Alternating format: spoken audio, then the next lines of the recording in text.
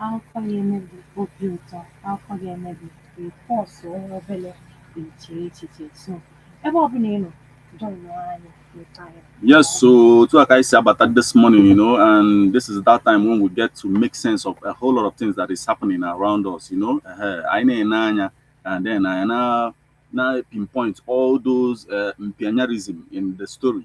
What I call imperialism is those things that they are not supposed to be doing in the first place. That's the combination of mpianya and the isms and the schisms. You have to go to like I said about that this morning with the birthday splash on everyone at the 103.5 FM. I ji a lot of stories anyị akọlụ gị this morning yọtago mana anyị ga-ebidogodo with nke anụnwa ka anyị wee na-enye anya n'ihe gbasara ihe imperialism a na-ekwu in the first place. The first story we have here this morning is a 23-year-old man, Edward Okache, he arranged for his kidnap in Ogun State, to rip his parents of 10 million. Yota, maybe you often go on we go better an account to pops your mom's we arrange it with friends, yeah. How men or then kidnap, yeah, at bobble drama, maybe calls and the rest of them. Before Malian and who's then I contact your police. Police were like video investigation and the process, everybody involved was arrested.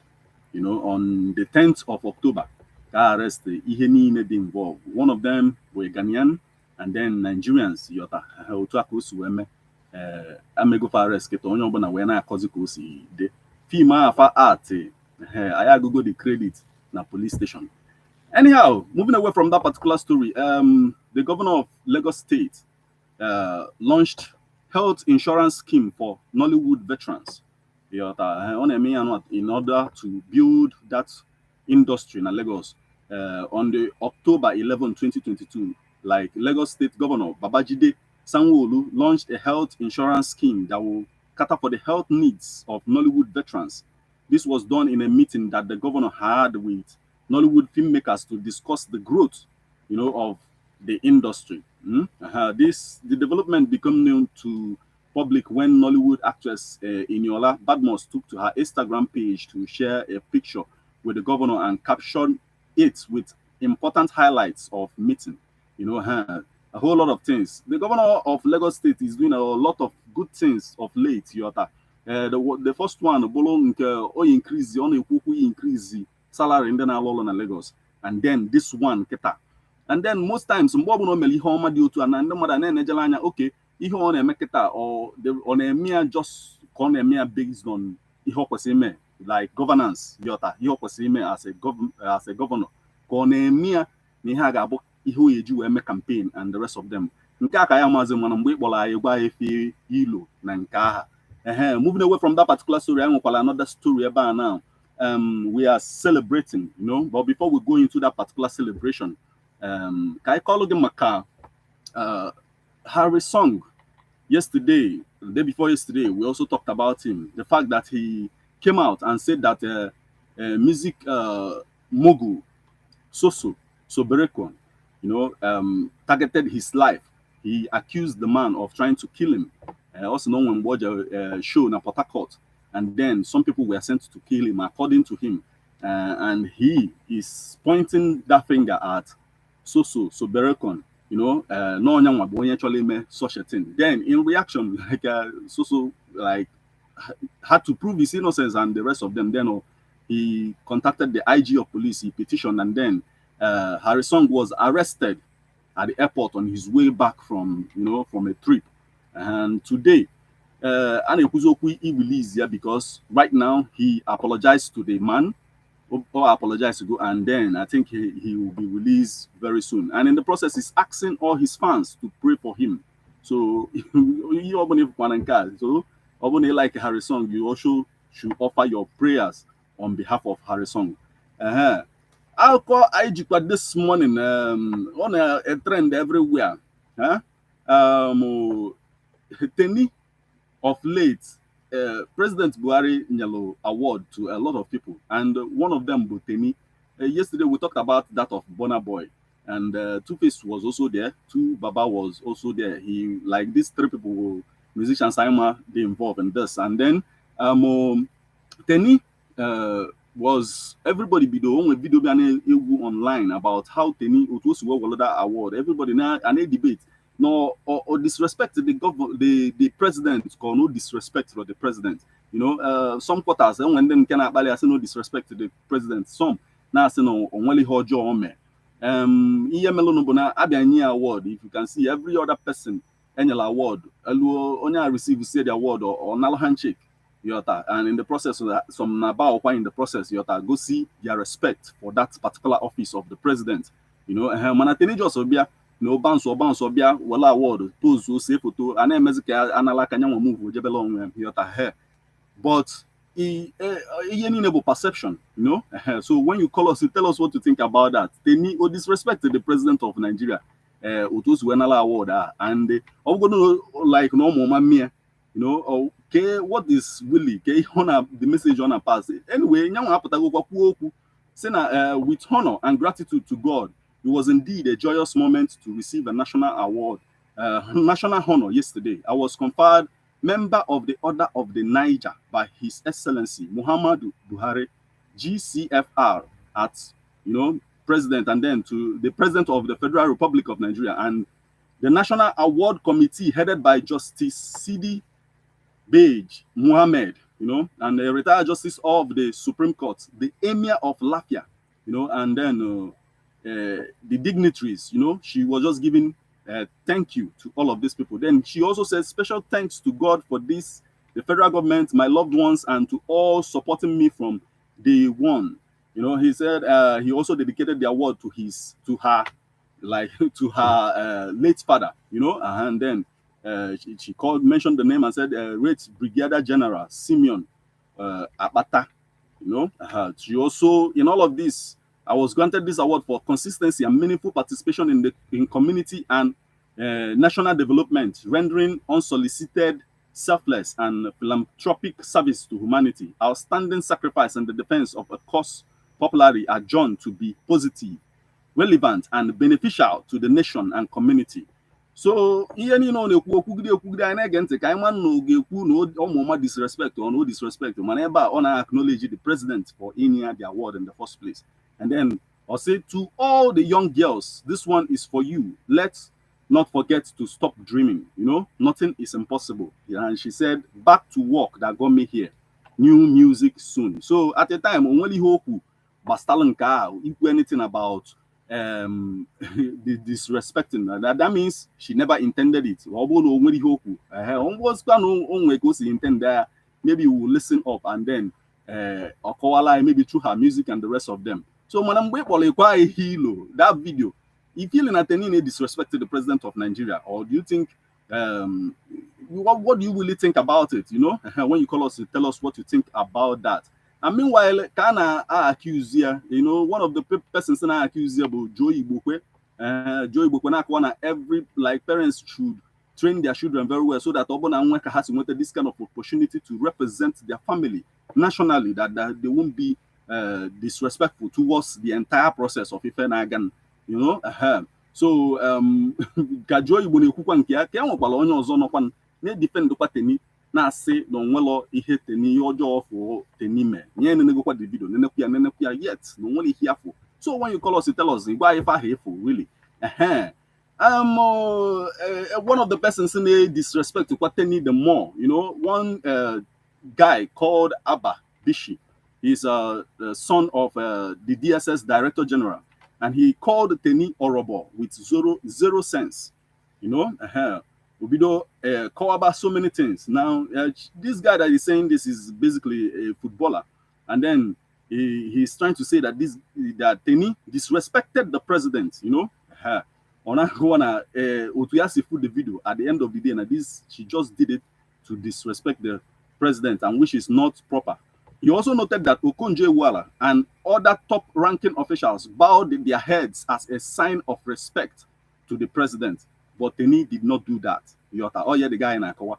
So, Manakanya take is like this person, and Mwana wonders he man or Bologna the award in the first place. Moving away from that particular story, I went a lot of stories this morning to talk about moving away from that particular story.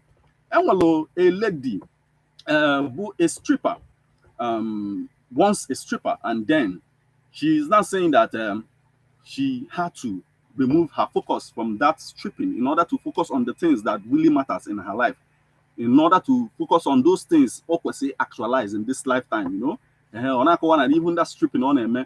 Funding normally has stripping, like stripping, all those women in a Jenna, some clubs, and then when I say unclad activities in some clubs, those places, and then when they are like strip or entertaining the money and the rest of them.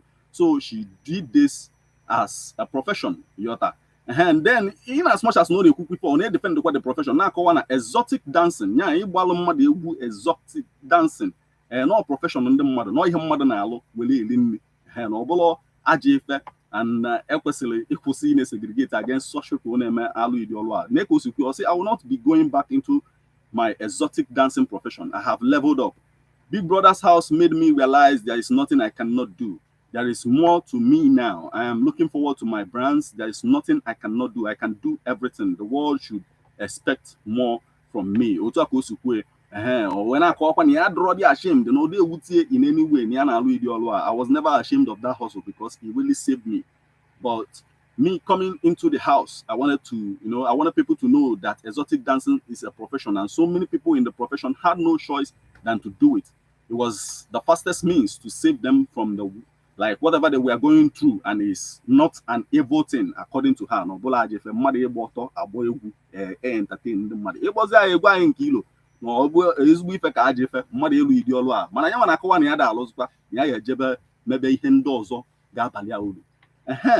Moving away from that particular story, nke a bụ ozi isi from your 101.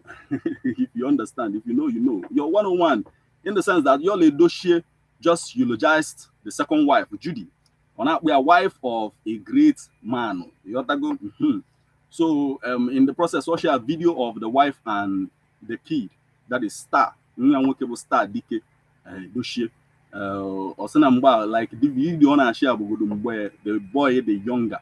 Agosh over the fact that the boy Niki and the rest of them. I think this is also like you all have discovered that every time he posts something that he's entertaining. So what you suppose I can knock saw more money to his account when people start flooding into the social handle on a use that moment. Oh, if now maybe only guy going or post to another one can give you go better put the more. Oh, your book. So that's the much we have for you this morning, basically. Okay, let's see if I will ever Harry's song on the gist this morning. Yesterday I flew for Harry's song. Day before yesterday we talked about Harry's song. Okay, so if I leave no maka ayo bello. Okay, so I know Poku Suave Amarome Obuni.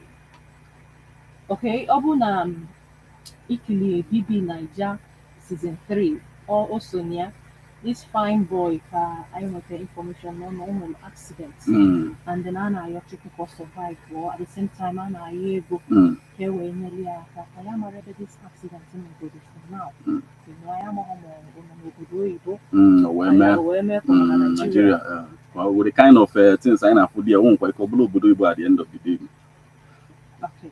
So before onye na-ekpe ya lotie ya nwụna maka na onwere onye chọrọ ịnwụ maka o wee ruo ya na-aba the family because one of the things o kwuru mgbe ọ na the house ma ọ bịa n'ebe to make it for the people nọ n'ụlọ so which means ọ ka nwere ife ọ na-egboro the mom na ụmụnne so biko God should make you aka now Davido na hot baby money well people can they know how to put things one-on-one together to make some sense make more sense.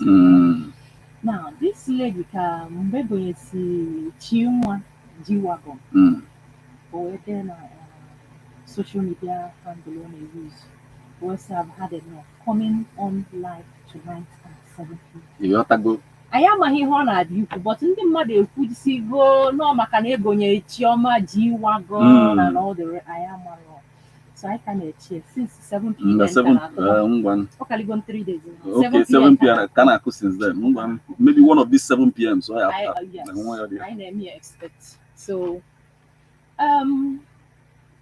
This one, Ketano, our President Muhammad Buhari, during the time on a award, um, one Osinana, Yaga continued the route out all forms of banditry, criminality, terrorism, insurgency, Nogoda. Utu Osiwekwe and address on the nation, the 1st of October. Nia Neoku Kiaka Nekupa. Niaga hand over this nation to anybody that here secure, Okay. safe.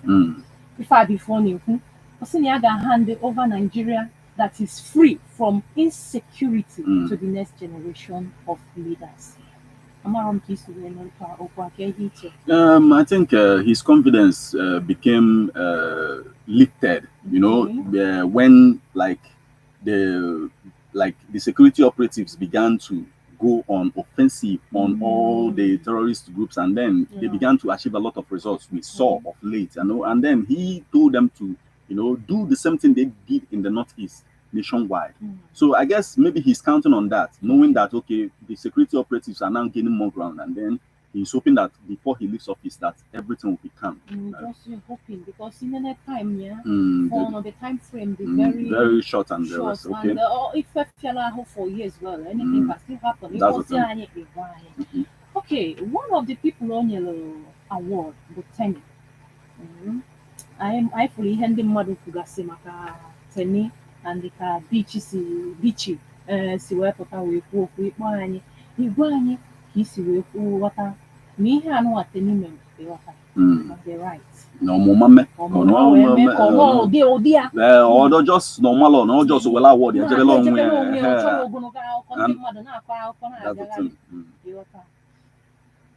Okay, now 23-year-old man Edward Okache, Jiakia we fake his own kidnap.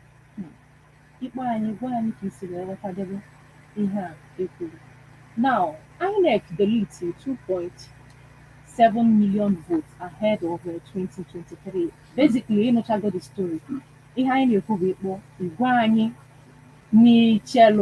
Now, these 2.7 million votes MLO, I get delete more, from the system. From the system, because Hannah and I were double registrations. Do you think no Melo INEC had they prepared for this election? That's my question. Okay. Because I'm a bulu really never ending with bulu registration.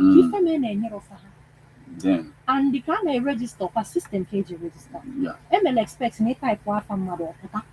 I myself I saw it. Was what it's me laugh. Okay. The person Simon Baname question with double registration. Okay. And my card. So this time around, Kedi Patalo, they will register 2.7 million people. Now I get delete from the system. How prepared the kitchen INEC for this coming election? And coalition of united political parties already are crying foul in so many areas, and they are saying, okay, they discovered a whole lot of papers that they displayed that, okay, somehow something is going on, something fishy is going on somewhere. But at the end of the day, after he explained some things, and then we began to understand that he also is also looking for a way. I'm looking at the INEC chairman now, so he also is trying all his best to make sure that the election is safer. Okay. But Nigerians, we are all seeing it now, so we can tell better. So when you call us, you tell us what you think about the election. If you think that is going to come out like it is going to be credible all the way. All right. I can this lecturer, this lecturer at bank, Ghana must go where but person of who withdraw this 8 months salary. ya akwụfa. Aka ya akwụ akwụ. Nyawa amara ka na-ekwu na amara ka ebe o si wee nweta alert o kwesịrị ndị mmadụ na-achụ ka ọ na ọ chọrọ ije trend. Yes, mee maka. Ọ sị biko na ọ chọrọ ogologo ụkwụ na asịgo fa 17th ebido ọrụ. Yes. So na ego fa niile ọ kwụrụ si tilie ya n'ime Ghana Mosgo ya ka ya bụ na kọmentị ndị mmadụ na-eme ka iwu ụfọdụ wee na-asị ifugoro nwaanyị eji ezu ụlọ ori ịbịala iburu ego na bank ewee vidiyo ripostu na ịbịala iburu ego ọmaka nke ọzọ si biko o receive alert ka ọ nụrụ ya anụ. We just receive the alert na subconscious mind and then check oje wete the ego. Last say agwakwana na I was just shooting a skit and the rest of them ya bụrụ ife egwu ka ekwu last. But the good thing of at least ASU and the federal government go yes ground the okay for our kids to go back to school. Yes, good news. Yes. So ASU they promise very soon. Maram can have 17th October Modigo authentic. Okay. I don't know, but very soon. Now, sales boy. Ebe a na-ele phone. Ọ lele ego wee je gbaa kalụkalụ bet wee gbaa bet ọ na-eritere ife ọbụla already olego ego ọga olego business wele ego ọga gbaa bet and the business ahụ bụ mmadụ wetara ife anwa si ka ọ ga lelee ya ka ebekwa collect ebe anụ ife niile mebere ya Matthias. So o wee bụrụ ka o si wee je but kedu ife whisper na nkwu my son go and do it you Edichon ihe whispers ya my son. Ihe ọbụla ga-akpọnata gị son, all depends the son. Onwe ka ọma mbụ my son ka ọ ya, but onwe ka ọ sị ya guy, try this thing, pam mata ihe obido. Ihe ji wee na-ekwu maka gị bụ onye na-ege ntị inwe ike nọ n'okpuru ọgụ ọ bụrụ na ị na-eme ihe a one day okay. Ọgbakọ enwekwara ike onye si gị bata akara aka gị na ya bụrụ ofu o jee nke gaa o werukwa ego ọ ga-tinyekwa na-emekwa ife ọ na-eme. Enwego situation whereby mmadụ jesi dị ife win ya ọ gasị mba na ego niile win bụ all right, this one is so funny. Na ịmagotu ọ na-abụ achọ ime efekata sisi biko jee n'ụgwa ndị na-eji mmiri ka eji mmiri ka ụbọchị ahụ ka dị enwe na problem nke a wee fanye nwoke a n'eze. This native doctor mbọsị ahụ akpọrọ ya ka mmiri zoziri pieces. Some people have to learn na Chineke bụ Chineke. Mmiri a wee zobe zogide in fact ndị niile bịakwuzi na enwere ife ma onye ọbụla gbaba anya nwa na onwe emegide ife ọ eme ike gbu ọdọnọzi anyị n'ime dị mmiri mabịa o wee bụrụ native doctor mmiri mara mmiri maka ya. Now comment ndị mmadụ dị ebe I say no one can hold brain. People should stop this nonsense belief already. Jah never sleep. He never slumps. He had ihe ndị mmadụ na-ede. Always see God past man. Yes. He feel lulu n'ihe a kita because somebody I was discussing with somebody when I see not science. How science. I was like, this kind of science. Anyway, why more science? He feel luna God imago. No more he game na work eji mmiri ma ọ bụ na chukwu achọrọ iji. That's the thing. Oh, bụ na chukwu achọrọ, you know. But the scientific aspect of it, if we're looking at it from that angle now, is the fact that God handed this earth over to us. You know, so yes, some of these things that they do can be explained scientifically as well. But at the end of the day, if God is like willing to let it flood, to let it wane as much as he wants to, there's nothing you can do about it. He's the owner. He just gave you permission, and then he as the owner, whenever he wants to come around again, you just have to stay aside and wait for the owner to do his thing. That's this the guy I will go in and only open on that area.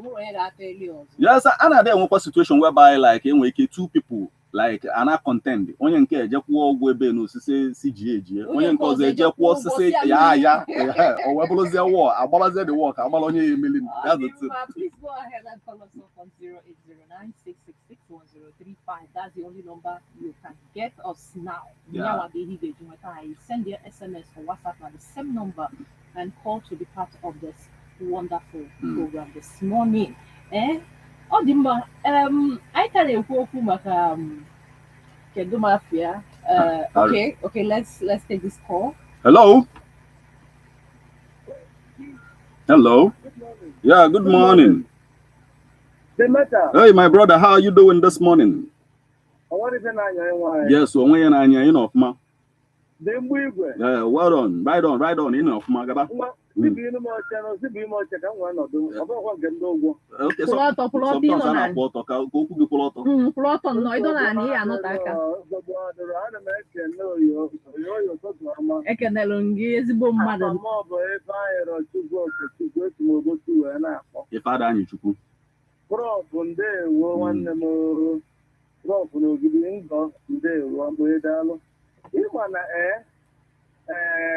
ka m bidoro na nke mmiri a ịghọtago against that for now. The only thing I saw was my own point. Mgbe ọkpara Chineke nọ n'ụwa a gwara ya na John chapter 5 verse 20 ọ sị na the Father loved the Son and he shows him all things that he does. I say, whatever I hear my Father say is what I say, and whatever I see my Father do is what I do. Yeah. So the only thing I'm trying to do now, often that the Father reveal a long matter by wisdom, if I get away, make it. And if I met an if I was straight, I'm going to say, because the blessings of God makes it and doesn't add any insult or so, and embarrassment. So, one point. Okay. I'm on the point. Am I clear? Yeah, on point. Now I can hear my brother. Okay. Then, of course, all the fish out. People vulnerable unscrupulous elements. Like vandals and the banditry and the rest of them. All manner of them. Terrorism. A clap of prayer for our president. He's doing well. Yes. Honestly, I say he's doing well. You know why I say this thing? About 30,000 of them were recruited into the society. I mean, were taken back into the society last time. About 5,000 of them were recruited into the army. And somewhat almost every month, I have a number of journalists in Mago bandits that we are recruited in one thing or the other, or we are reabsorbed into the society. In Mago, the sanity is spelling great. And then was the content. In fact, now, and we quit work within 1 week in their brain so that they will not do harm again. In fact, the mental rehabilitation is very, very optimal. Not short, all the air alarming. I'm just thanking God for that kind of mental development. You can now within 1 week. Now, if over time of his, I shot all the time of his life, almost 30 years of his life, almost 25 years of his life, that in 1 week, all of them were totally erased. Evacuated out of their brain, and there wasn't any remembrance of such act. Is God not wonderful? Yeah. In short, I thank God for my presence. And then the last one of it is that if when they are in prison, when they find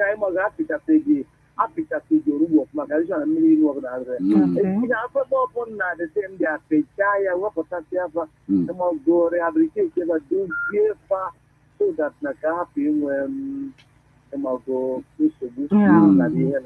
and like I hand you over to onye ọbụla dị mma ọ bụrụ onye win election na onye ọbụla dị mma onye win election dị mma n'ụtụ nke female onye ọbụla ngwa na-ekwugo nya kịta onye ọbụla kwesịrị ịnụ ka enye onye ọbụla win election dị mma ọ bụrụ na onye na-ekeke esemokwu onye ọbụla anyị na-eke satisfy wee nye even ticket running ticket onye bụ ihe anyị na-ekwu okwu aha ka anyị na gị ka na-ekwukwa onye dị mma nkịta ka m nyere gị the correction nke dị mma n'anya ndị agha n'anya ndị mmadụ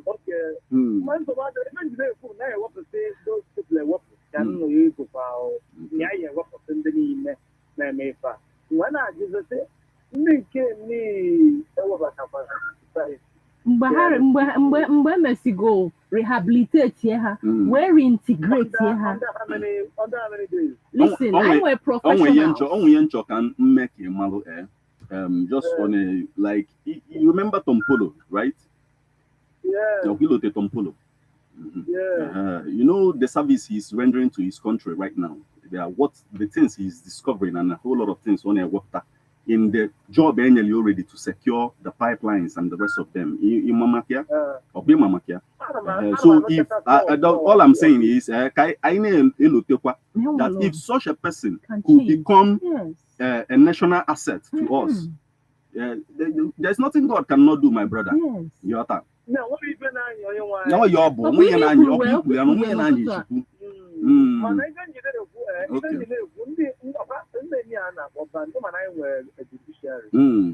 the executive department. And that's the best thing about careful and the judiciary. Well, I can about you them. Then and the executive make a position.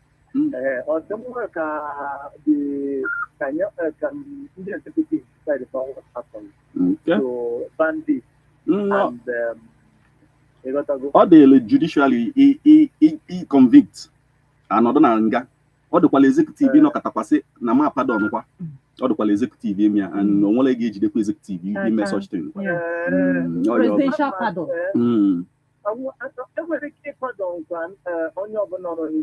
Onye be fine ekuzi aya achobazi ka ezime ka pardon everybody. Onye need pardon. That's the thing. Amakwana mo onye na-akpọ eze bi n'ugwu a mara ihe mere bụ na the most important thing bụ na iloto na eze ka ọ bụ. Daalụ. Nwa nsu.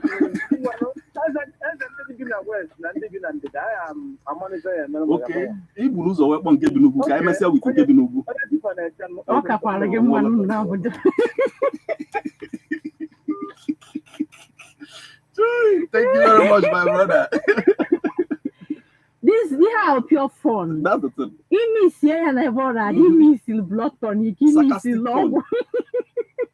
Sarcastically, we are telling you, hello, good morning. Hi, the professor. You're welcome on board, my brother. Welcome, sir.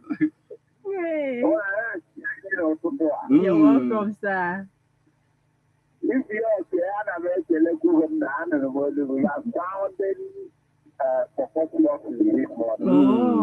I know analysis.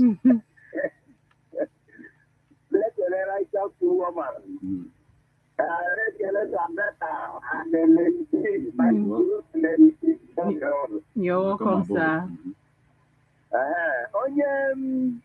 Video gara mmiri to my dear na the book of Proverbs that human beings make plans, but it is in the hand of God to bring it to reality. Yes, sir. Chakwalo kanjo ge n'ihi ikwu otu kita. Prof, ọkwa na ihe m na-ekwu. Na nke ikwu otu kita ọkwa the same Bible see greater things ye shall do. Ke ife gimogofu achọ na nke soro na greater things nwa na ya na-edu. Theology America, that in each chapter of any Bible, there must be an author's mind. I get ready here, the author Buluche, where poet Yoku. Yes, you can now see where by Nuche the author where Mali Hone. Like an only a Maluku, Kowalogi Kosi, where poor, when you're not you singing the only hope Nuche, Kedukonia on Ilosi ban, Nuche only now for her. Because words are spirits. Words are spirits. I don't want to theology. I don't want that theology.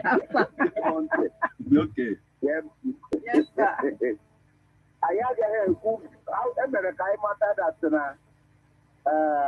First Corinthians. Okay, I have forgotten the quotation now. The Bible was written by the inspiration of the Holy Spirit. Yes. In that inspiration, and with your thought mind. So, I have a question about that. Here, about that now.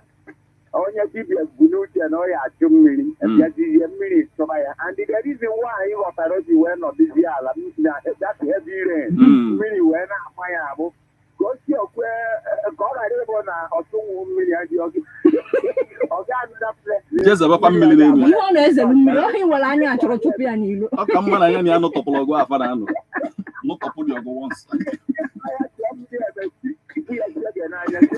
oh my na mmiri wee na-ama ya ọ ya bụ jepụtara gbasara ji wee nọdị na mmiri a abịa na nke Buhari na-asị na ọ ga-enye onye ga-echekwa Naijiria ọchịchị ọkịpụ ka ngwa ụlọ there is no way you can give what you don't have. O mebigo ọ bụ n'aka ya bụ na o mebigo ọ n'aka ya ka m hụrụ the highest corruption na-apụtụbeghị kamgbe o ji wee chọọ wee mara ihe ya ji ya nọrụrụ ala ka m kwuru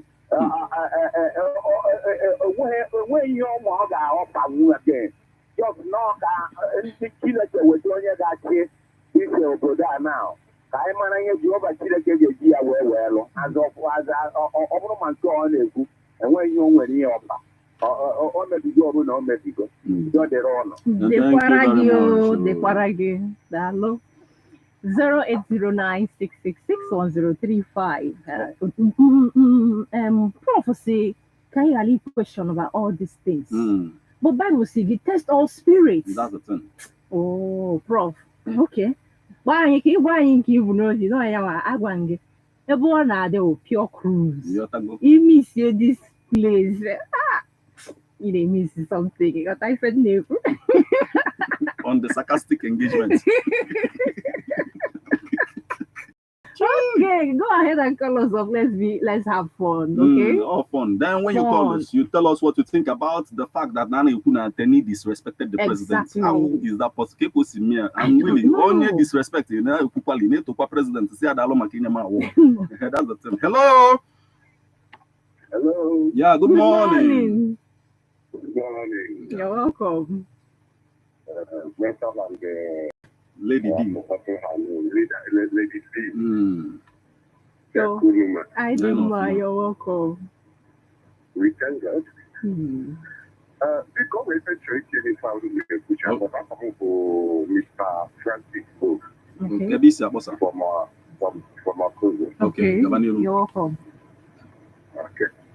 Like if I look at someone here, if I could say, only give food for them to make why the young children came up to work. Number one. Number two, if we were in a say, not say, need a less greater change, can you get young member? But if you can know by my name, you shall cast out demons. By my name, you shall feel defeat. Yes. But not only the enemy, not to the name of the Lord. You get me? Yeah. Right on. We have a more good when like whatever burial this year, about 2-3 months ago. I have a car, what a look at military. So, in that one, it's in the general Mwachika Alana.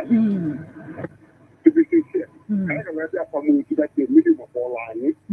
Okay. At the street, a lot of Manaka teenage maybe. Try. So, if I will find out that the other for one one and make up. But no, man, Okache Chineke any definition. Then it's long before you mean. Another car already got taken